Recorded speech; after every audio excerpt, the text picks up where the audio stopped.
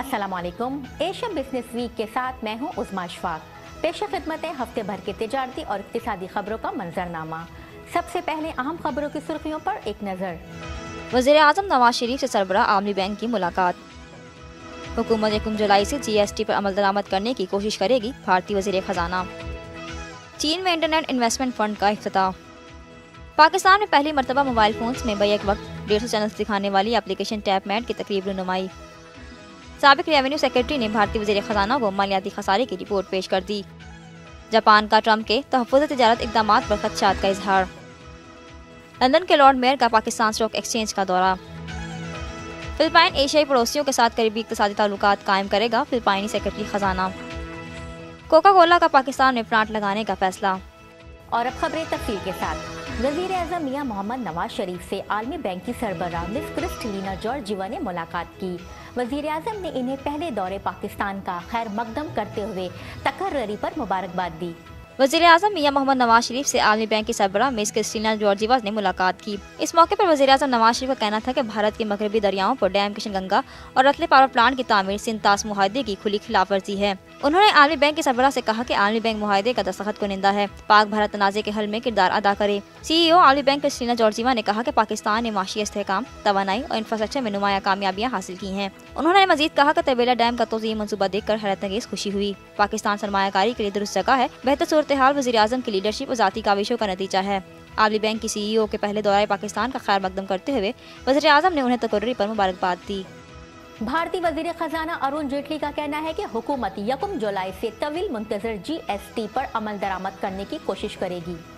भारतीय वज़ीर खजाना अरुण जेटली का कहना है कि हुकूमत तवील मुंतज़र GST का निफाज 1 जुलाई से करने की कोशिश करेगी। जेटली ने इन ख्यालात का इजहार इंतखाबात की पाबंद शुमारी रियासत पंजाब के लिए हुक्मरान भारतीय जनता पार्टी के इंतखाबी मंशूर के इजरा के मौके पर किया। इस हवाले से जलंधर शहर में जेटली का कहना था कि 1 जुलाई तो ਅਸੀਂ कोशिश करांगे कि GST लागू हो और GST क्योंकि ज्यादा प्रभावी और एफिशिएंट टैक्सेशन सिस्टम है जिहदा उल्लंघन करना टैक्सेशन का बड़ा मुश्किल होएगा ते इस करके हर सरकार दी केंद्र दी भी ते राज्य सरकारां दी भी रेवेन्यू दी जिहड़ी आमदनी होएगी ओदा एक्सपेंशन मीडियम और लॉन्ग टर्म दे विच होएगा। रवा माह के इब्तिदा पर वज़ीर खजाना का नई दिल्ली में वफाकी और रियासती अफसरान के साथ मुलाकात के बाद कहना था कि 1 जुलाई से GST का निफाज कबल अज़ी मुजविज़ा 1 अप्रैल के मुकाबले में ज्यादा हकीकत पसंदाना है।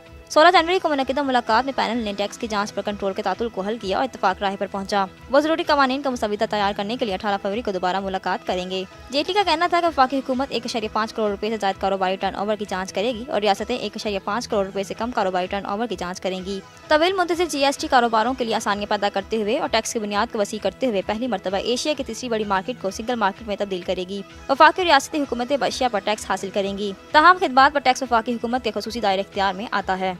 चीन ने बीजिंग में इंटरनेट इन्वेस्टमेंट फंड का इफ्तिताह कर दिया, जो कि इंटरनेट जिद्दत तराजियों और बेहतरीन इंटरनेट कंपनियों को मदद फराहम करेगा।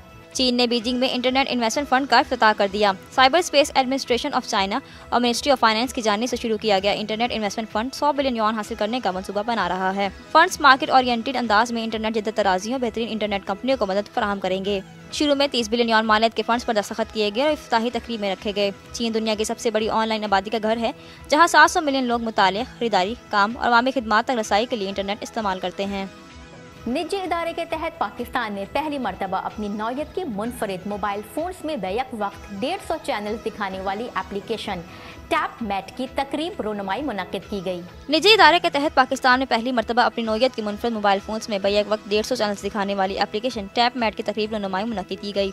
इस पुरवकार तकरीब में सैकड़ों अफराद ने शिरकत की। तकरीब के शुरका ने टैपमेट एप्लीकेशन में गैर मामूली दिलचस्पी का इजहार किया और इसको डिजिटल मीडिया की तरफ एक अहम कदम करार दिया। रंगारंग तकरीब में शोबे से वाबस्ता शख्सियात और सियासी रहनुमाओं ने भी शिरकत की। मुकर्रीन ने टैपमेट एप्लीकेशन के अखराज और मकासद पर तफसीली रोशनी डाली। मुकर्रीन का कहना था कि इस एप्लीकेशन के तहत किसी भी खबर या प्रोग्राम को अपनी मर्जी के मुताबिक कुछ वक्त बाद भी नशर करके देखा जा सकता है। इस मौके पर टैपमेट के CEO आमिर पाशा का कहना था कि जब मैं पहले यहाँ पर आया था तो यहाँ पर इस किस्म की कोई एप्लीकेशन नहीं थी और जब मैं अपना टीवी चैनल देखता था तो मुझे हमेशा 90 चैनल्स खराब हालत में नजर आते थे। टैपमेट एप्लीकेशन को मुतारिफ कराने का मकसद लोगों को जिद्दत से आरास्ता करना था। बाकी दुनिया में तो हजारों चैनल्स देखे जा सकते हैं, लेकिन अभी तक हम पुराना केबल सिस्टम देख रहे हैं।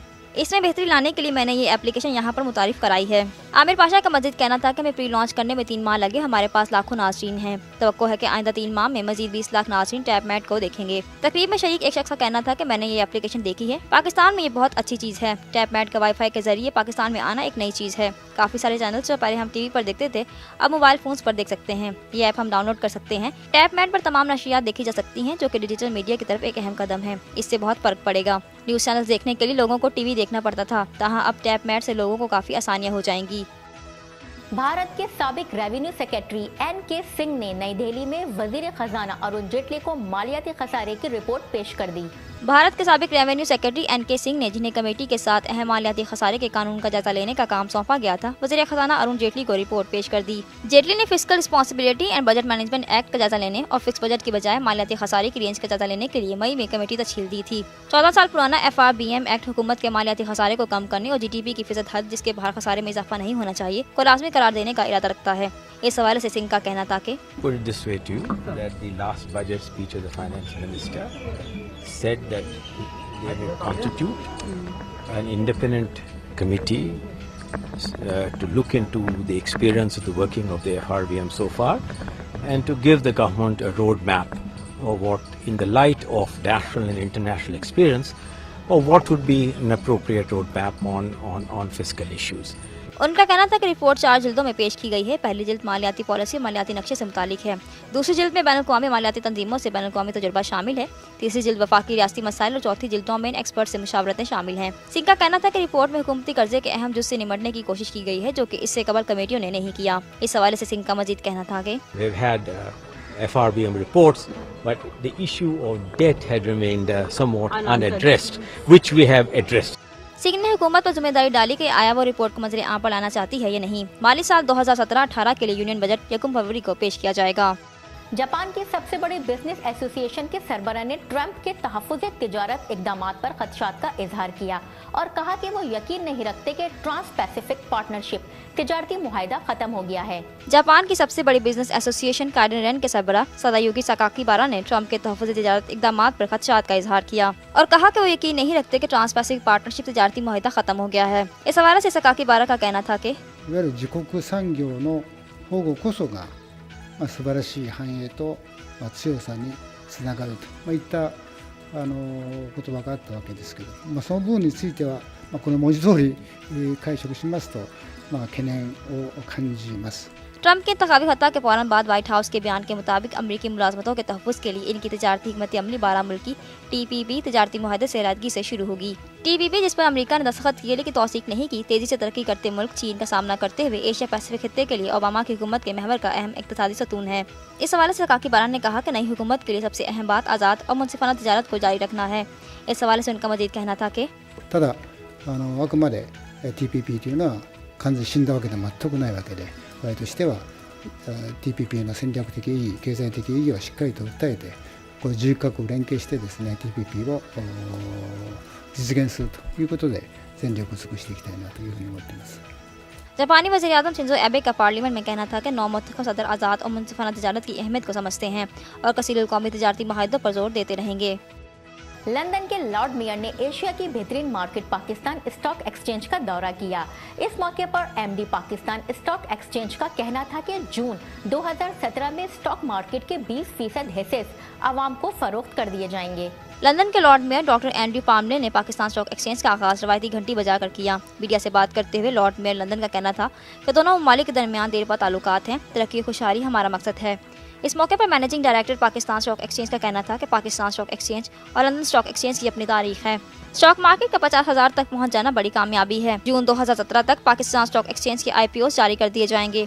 MD पाकिस्तान स्टॉक एक्सचेंज ने मजीद कहा कि पाकिस्तान स्टॉक एक्सचेंज इस वक्त एशिया की बेहतरीन मार्केट है, जबकि 2016 से अब तक शेयर्स की मालियत में 50% से जायद का इजाफा हो चुका है। फिलिपाइन के सेक्रेटरी खजाना ने चीन में दौरे के दौरान कहा कि फिलिपाइन चीन समेत अपने एशियाई पड़ोसियों के साथ करीबी इक्तिसादी ताल्लुकात कायम करेगा।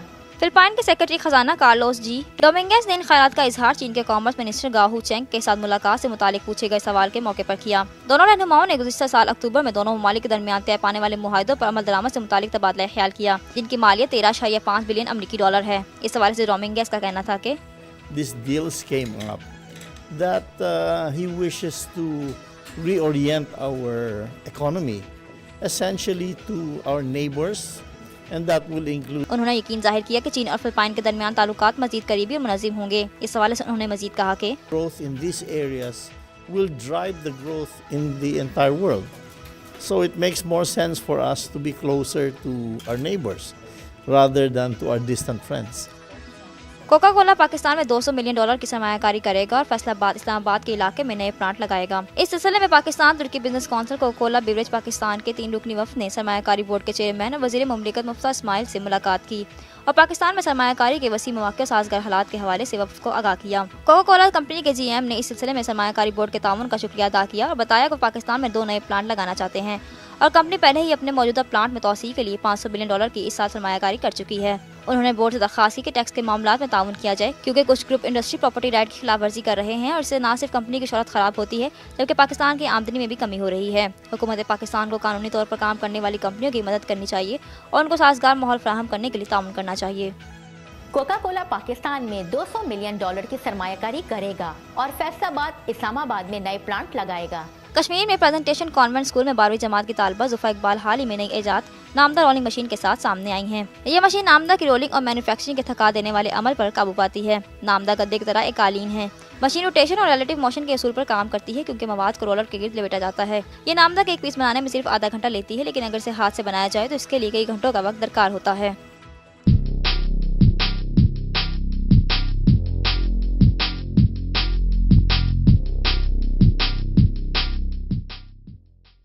नाज़रीन, यूथ फोरम में हम आपको खुशामदीद कहते हैं।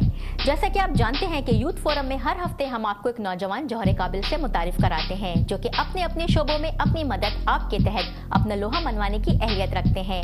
और हर हफ्ते की तरह इस हफ्ते भी हम आपको एक तलबा जुफा इकबाल का तारुफ कराएंगे जो कि नामदा रोलिंग मशीन इजाद करके बहुत जल्द अहमियत की हामिल बन गई हैं।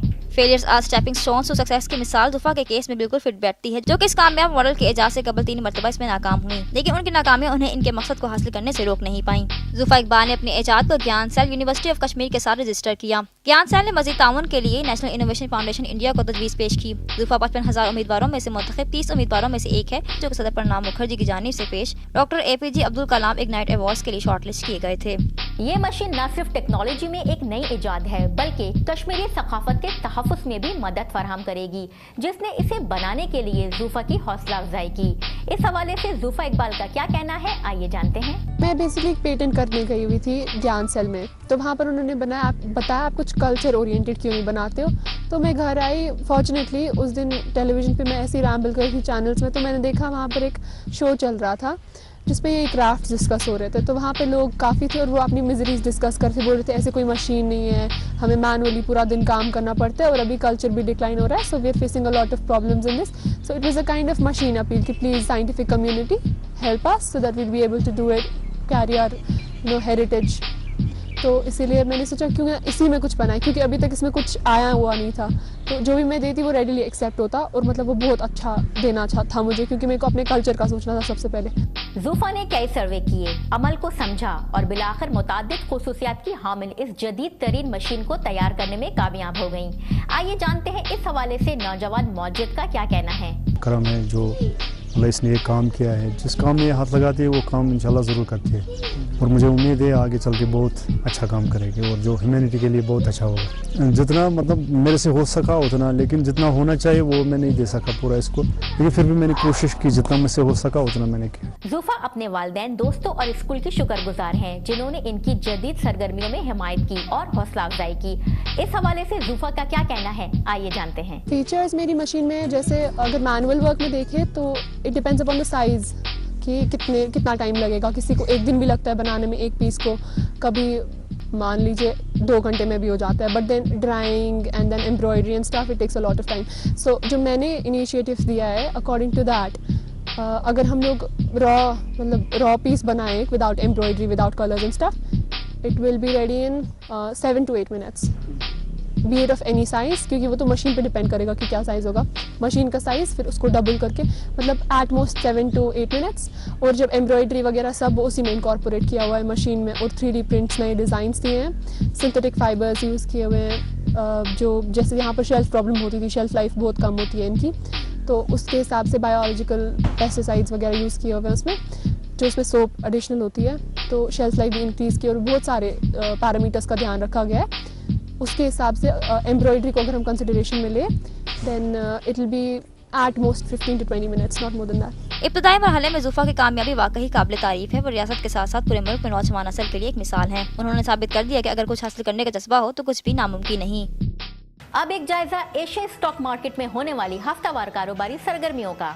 एशियाई स्टॉक मार्केट में इस हफ्ते के दौरान मिला जुला रुझान देखा गया। कारोबारी हफ्ते के आखिरी रोज जापान निकी इंडेक्स 0.34% इजाफे के साथ 19,467.40, हैंगसेंग 0.06% कमी के साथ 23,360.78 पर बंद हुआ, जबकि शंघाई और ताइवान के कारोबारी हिस्से की कीमतों में तेजी का रुझान देखा गया।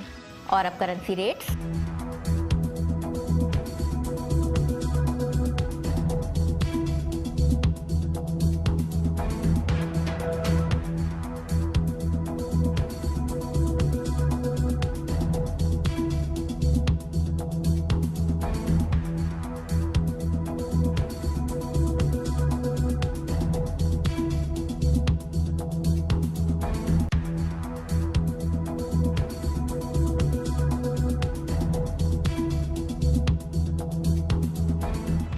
ये थी अब तक की खबरें एशिया बिजनेस वीक न्यूज में। मिलते हैं अगले हफ्ते मजीद खबरों के साथ। अपनी मेजबान उज़मा अशफाक को इजाजत दीजिए। अल्लाह हाफिज।